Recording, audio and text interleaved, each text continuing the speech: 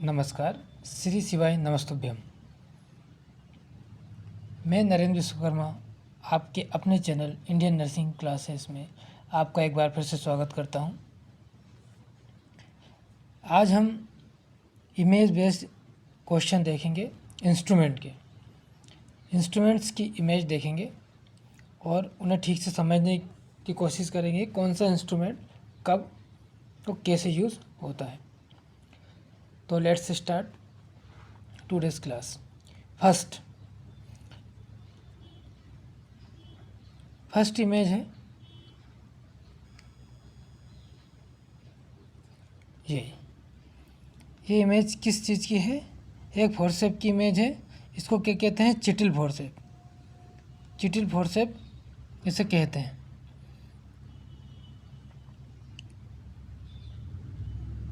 चिटिल forceps या transfer forceps.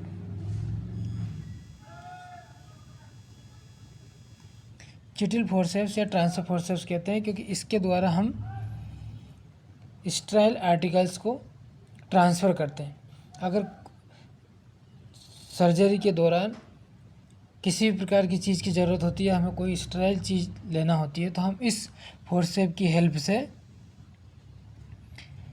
जैसे Gauss piece, cotton या कोई भी स्टेराइल चीज़, सीजर्स वगैरह, तो हम चिटिल फोर्सेप की मदद से उसे ट्रांसफ़र कर सकते हैं। तो इसे कहते हैं चिटिल फोर्सेप। सेकंड इमेज देखो, ये भी चिटिल फोर्सेप की जैसे ही काफ़ी बड़ा इंस्ट्रूमेंट होता है।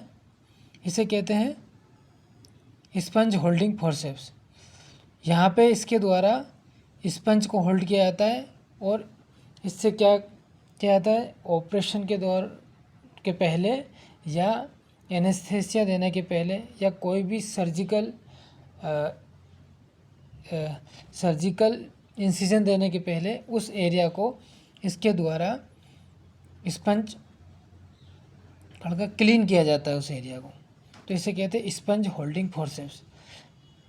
इससे सॉप्स वगैरह भी इससे होल्ड किए जाते हैं और उससे उस पर्टिकुलर एरिया पे जहाँ पर कि सर्जरी होना है या यहाँ पे इंसिजन देना है, तो इस एरिया को इससे साफ किया जाता है।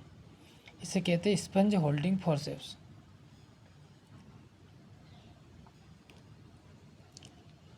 नेक्स्ट इमेज है टूथ डिसेक्टिंग फोर्सेप्स।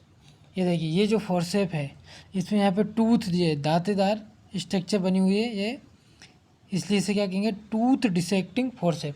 अगर ये यहाँ पे दांतेदार नहीं होता और ये प्लेन होता इस टाइप का, तो इसको क्या कहेंगे?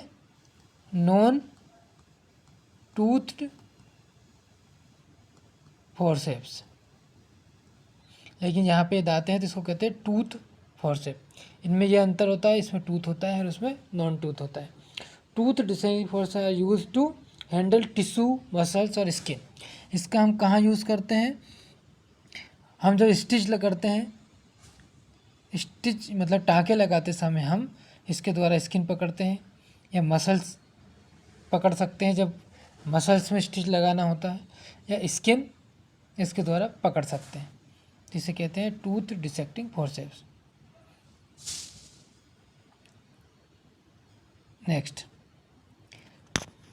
नेक्स्ट इमेज है एक आर्टरी फोर्सेप है। ये कर्व्ड आर्टरी फोर्सेप है। ये देखिए, यहाँ से ये कर्व्ड है, ऐसे कर्व्ड है, और एक स्ट्रेट आर्टरी फोर्सेप होता है जो कि यहाँ से बिल्कुल स्ट्रेट होती है। वो बिल्कुल यहाँ से ये स्ट्रेट रहेगी, ये स्ट्रेट जो रहेगी उसे स्ट्रेट आर्टरी फोर्सेप कहते हैं, और ये कर्व्ड है तो इसे कहेंगे कर्व्ड आर्टरी फोर्सेप। इसको हम डेलिकेट स्ट्रक्चर या डेलिकेट टिश्यू को होल्ड करने में इसका उपयोग करते हैं, क्योंकि इसके द्वारा जो डेलिकेट स्ट्रक्चर होता है उसमें टियर होने के चांस कम होते हैं, इसलिए कहते हैं इसे कर्व्ड आर्टरी फोर्सेप्स। ये मीडियम साइज़ की हो सकती है, स्मॉल साइज़ की हो सकती है और लार्ज साइज़ की आर्टरी भी हो सकती है। मोस्टली 3 साइज में अवेलेबल होती है।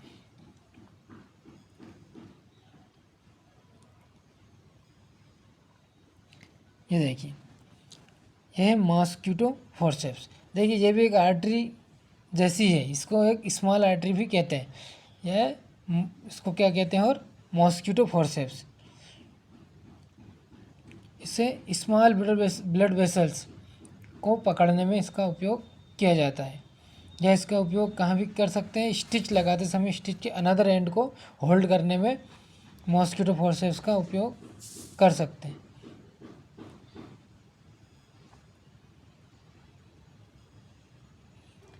कोकर हीमोस्टेटिक फोर्सेप्स।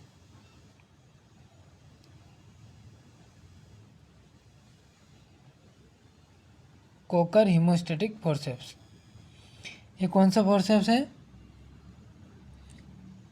कोकर्स हीमोस्टेटिक फोर्सेप्स।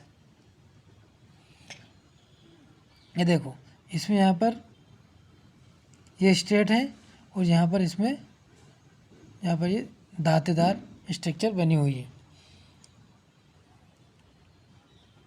ये डीपली कोई ब्लीडर वगैरह को पकड़ने में इसका उपयोग किया जाता है, और इसका उपयोग टफ स्ट्रक्चर को पकड़ने में किया जाता है, या टफ स्ट्रक्चर को होल्ड करने में इसका उपयोग किया जाता है। जैसे कि पाम्स की स्किन हुई, सोल्स की, या स्केल्प्स की जो स्किन होती है जो थोड़ी हार्ड होती है, उसको होल्ड करने में इसका उपयोग किया जाता है। और डीप स्ट्रक्चर जैसे एब्डोमेन सर्जरी वगैरह में इसका, हिस्टेक्टमी या सीजर्स वगैरह में इसका उपयोग करते हैं।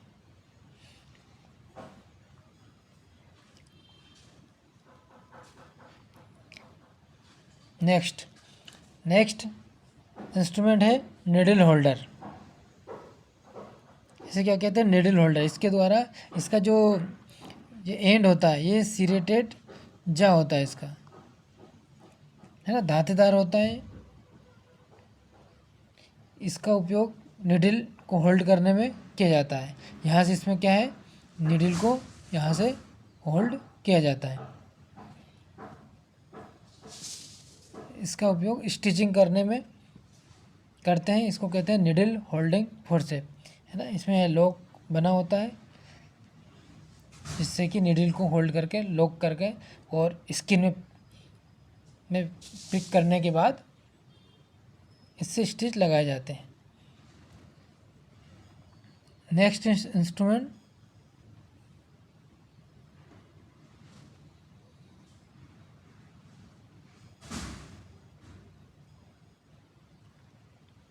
यह है टॉवेल क्लिप। टॉवेल क्लिप इसका उपयोग कब करते हैं? सर्जरी के पहले, जब स्किन को या इंसिजन साइट को या सर्जिकल जो साइट है उसको क्लीन किया जाता है, उसके बाद में उसके ऊपर ड्रेप्स किया जाता है, टॉवेल्स लगाए जाते हैं, स्टाइल टॉवेल्स, उनको होल्ड करने में इसका उपयोग किया जाता है। इसको कहते हैं टॉवेल क्लिप फोर्सेप्स।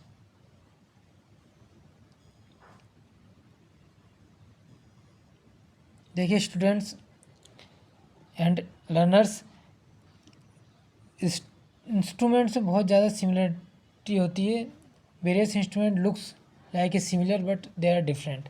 सो इंस्ट्रूमेंट को बहुत ध्यान से देखना है, तभी इंस्ट्रूमेंट को आप डिफ्रेंशिएट कर पाएंगे। यह है Allis forcep, Allis tissue forceps. देखिए इसमें ये यहाँ पर दांतेदार स्ट्रक्चर बनी हुई है, इसके द्वारा टफ टिश्यूज़ को होल्ड किया जाता है। यह है एलिस फोर्सेप्स। इसके द्वारा एब्डोमेन सर्जरी के दौरान रेक्टस मसल्स या एब्डोमेन मसल्स को भी होल्ड कर सकते हैं।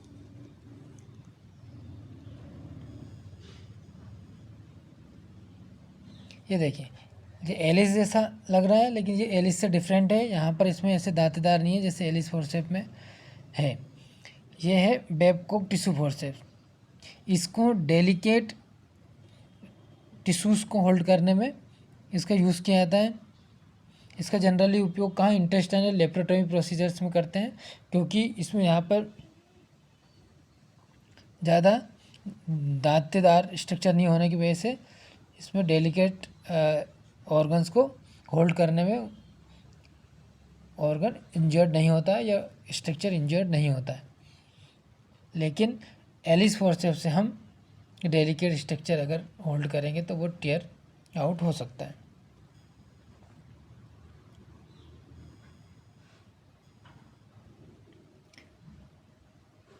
ये स्केलपेल हैंडल है। इसमें यहाँ पर जो है यहाँ पे क्या लगाते हैं, यहाँ पे ब्लेड लगाई जाती है। ब्लेड हैंडल भी कहते हैं इसे, या स्केलपेल हैंडल कहते हैं। ब्लेड्स अलग अलग नंबर की आती हैं, जैसे मोस्ट कॉमनली 15, 11, 22, 23 नंबर की। माइक्रो सर्जरी छोटी सर्जरी से 11 या 15 नंबर की ब्लेड यूज़ करते हैं, और मेजर सर्जरी जो बड़ी सर्जरी होती है जैसे एब्डोमेन सर्जरी वगैरह जो है उसमें 22 और 23 नंबर की ब्लेड यूज़ करते हैं। इनके सबके स्ट्रक्चर अलग अलग होते हैं। ये जो 22 और 23 नंबर की जो ब्लेड होती है वो 4 नंबर के, ये 4 नंबर लिखा है यहाँ पे, 4 नंबर के स्केलपेल में यूज़ होती है, और 15 वगैरह 3 नंबर के स्केलपेल हैंडल में यूज़ होती हैं।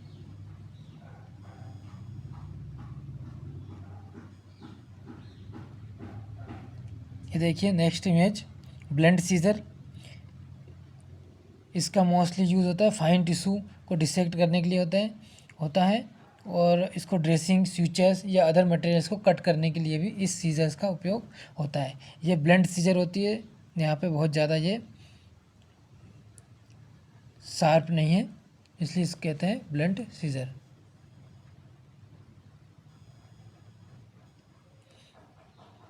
नेक्स्ट है लेंजनबेक रिट्रैक्टर, या इसको एल रिट्रैक्टर भी कहते हैं।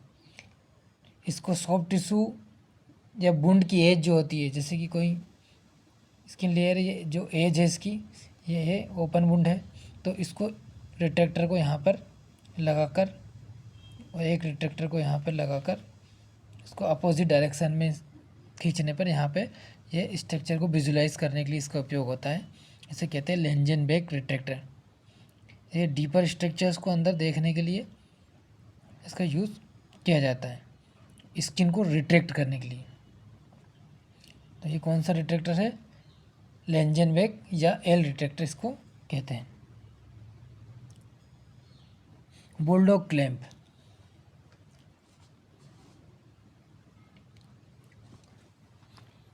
नेक्स्ट इमेज है बुलडॉग क्लैंप्स। ये भी एक टाइप का फोर्सेप्स है। क्या है ये? फोर्सेप्स होता है।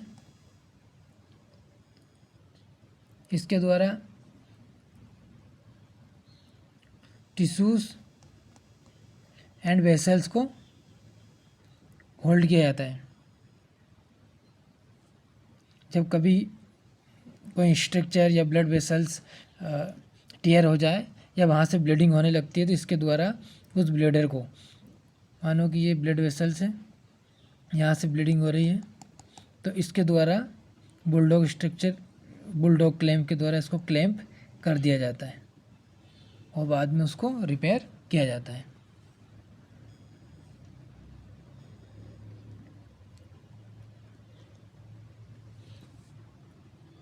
नेक्स्ट है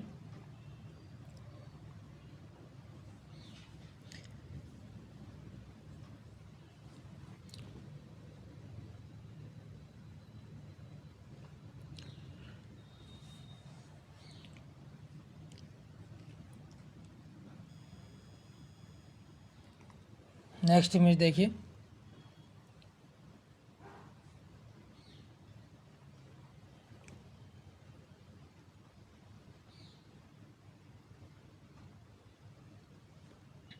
ये देखिए, इसको स्कूप या इसको ऊज़र कहते हैं। इसके द्वारा क्या करते हैं कि जो बोन होती है, मानो कि ये एक बोन है, यहाँ से बोन फ्रैक्चर हो गई, ये दो एंड है फ्रैक्चर, तो यहाँ पे क्या होगा, यहाँ पे ब्लड क्लॉट या डेब्रिस यहाँ पे डिपॉजिट हो जाता है। तो इसके द्वारा क्या किया जाता है, इसके द्वारा इसको यहाँ से स्क्रैबिंग करेंगे, मतलब इसको रगड़ा जाएगा, यहाँ से रब किया जाएगा। रब करने से जो यहाँ के डेब्रिस मटेरियल है या जो ब्लड वेसल्स या ब्लड क्लॉट यहाँ पे एक्स्ट्रा ब्लड क्लॉट जो जमा हो जाता है उसको यहाँ से क्लीन किया जाता है इसके द्वारा।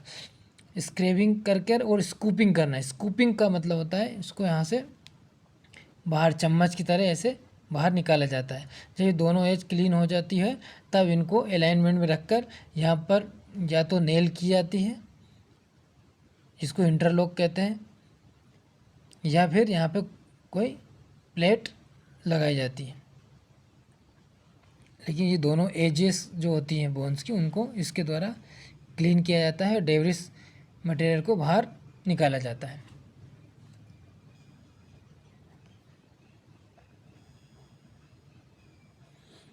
ये देखिए ये क्या है, ये इमेज है प्रेक्टोस्कोप की, इसको ओवरऑल क्या कहेंगे, प्रेक्टोस्कोप। इसमें अगर इनको दोनों को अलग अलग देखें तो ये प्रेक्टोस्कोप शीट है और ये ऑब्टूरेटर है। ऑब्टूरेटर को प्रेक्टोस्कोप शीट के अंदर डाला जाता है। इसके बाद इससे क्या करते हैं, इसे रेक्टम के इंस्पेक्शन के लिए यूज़ किया जाता है।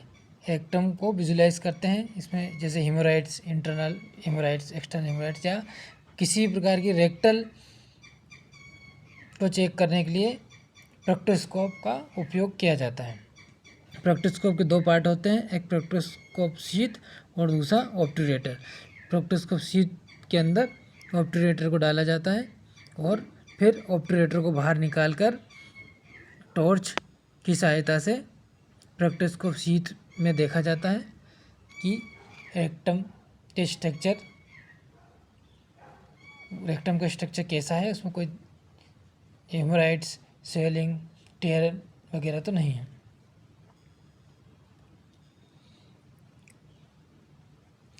देखिए ये एक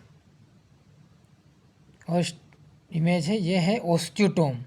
ओस्टियोटोम का उपयोग कब किया जाता है, बोन को कट करने के लिए किया जाता है। इसके द्वारा क्या होता है, बोन को कट किया जाता है। बोन जो एक्स्ट्रा बोन हो या बोन जब अलाइनमेंट में नहीं आ रही हो, स्ट्रक्चर जैसे कि ये बोन है और एक बोन ये है, ये दोनों को फिट करना है तो इसका कुछ हिस्सा अगर निकालना है तो ओस्टियोटोम की सहायता से और हैमर की सहायता से, एक हैमर होता है ऐसा, इस हैमर हथौड़ा जिसको कहते हैं, इसकी सहायता से इसको निकाला जाता है और इनको अलाइनमेंट में बोन को लाया जाता है। इसका उपयोग बोन को कट करने में किया जाता है, इसको कहते हैं ओस्टियोटोम।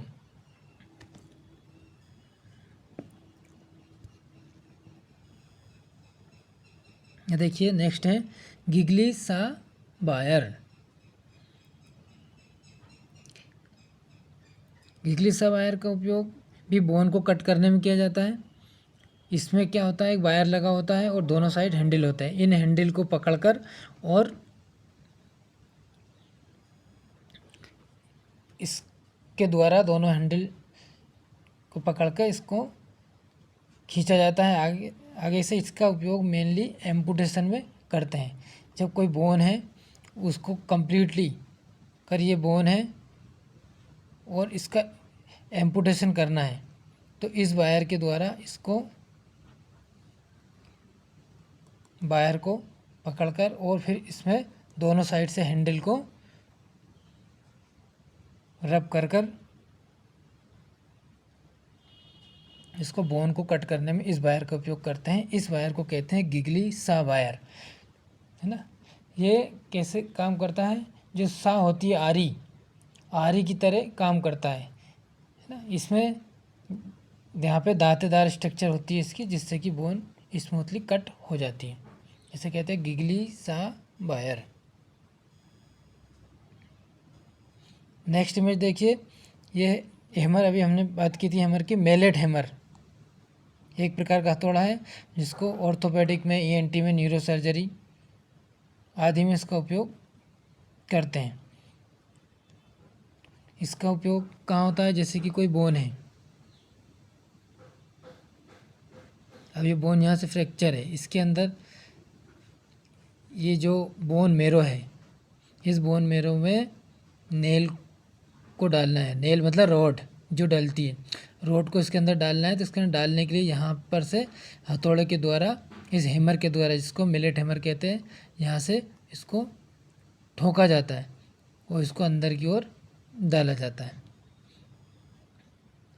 तो इसे कहते हैं मिलेट हैमर। ये ऑर्थोपेडिक इंस्ट्रूमेंट है जो ऑर्थोपेडिक सर्जरी में जनरली यूज़ होता है। ये हम देख चुके हैं।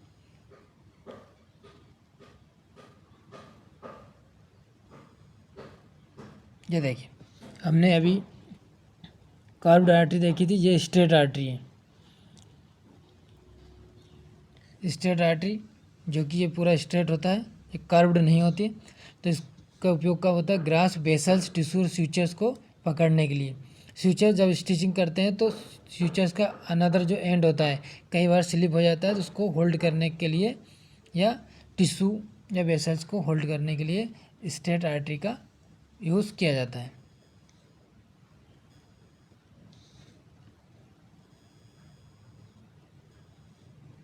ब्लेड सीजर हम देख चुके हैं।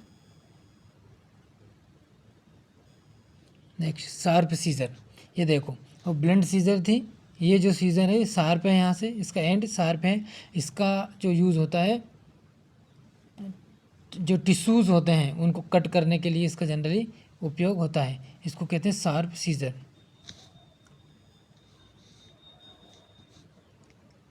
जी हमारी last image Adson forceps. Adson forceps देखो, ये नीचे से बहुत काफ़ी नैरो होता है। ये टूथ भी हो सकता है और नॉन टूथ भी हो सकता है ना। टूथ डिसेक्टिंग फोर्सेप्स जो था वो यहाँ से काफ़ी ब्रॉड था, लेकिन ये काफ़ी नैरो है। तो इसको क्या कहते हैं? एडसेंस फोर्सेप्स कहते हैं। इसका उपयोग वे स्टिचिंग के समय स्किन को, टिश्यू को पकड़ने में कर सकते हैं, या इसका उपयोग डिसेक्शन के समय टिश्यूज़ को होल्ड करने के लिए करते हैं, या इसका उपयोग कॉटरी यूज़ करते हैं तो ब्लीडर को पकड़कर और इसके द्वारा कॉटरी को इससे टच कराया जाता है और जो ब्लीडर होता है, जहाँ से ब्लीडिंग निकलती है, वो कोगुलेट हो जाता है।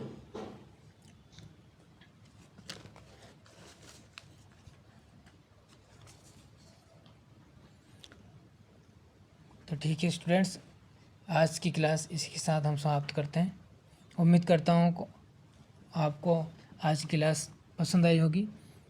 अगर आपको आज की क्लास पसंद आई हो तो प्लीज़ लाइक, शेयर, सब्सक्राइब और हाँ, बेल आइकन प्रेस करना ना भूलें। Thank you for watching. Next class में जल्द मिलते हैं।